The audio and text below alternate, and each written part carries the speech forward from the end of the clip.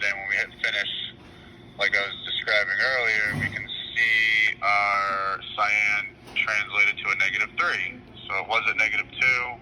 We put a -1. It did the math for us and got a -3. So the next step is to run horizontal alignments. And so on here, like I kind of described a little bit earlier, there's two smalls, there's a high and a low, there's two middles, a high and a low, and two larges, a high and a low. Because of our settings, we know we want to run high speed at small drop, which is this set of calibrations. If we switch to like a low speed at small drop, it's a completely different set of calibrations, but that's a different speed, different setting setup.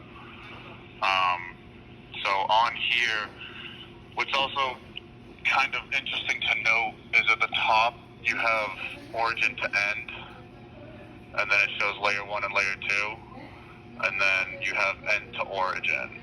So origin to end is printing right to left, and then end to origin is printing left to right. I'm assuming because of what you guys are printing on, bidirectional prints have always kind of looked hazy and fuzzy because you have variance in your part height.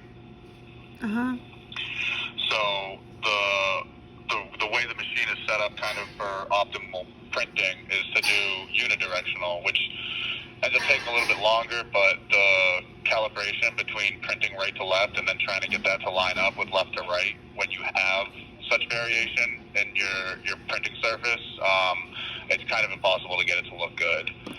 So the way we have it set up is all we really have to do is calibrate this section of it. So you get your end to origin and your bidirectional number. Because you're not printing bidirectionally, those aren't really going to come into play. So when we run this, we hit calibrate again, and it'll bring up similar looking menu. And I believe this prints kind of the same width, but maybe a little bit taller. So I would go ahead and put new paper on the bed. Okay. So that we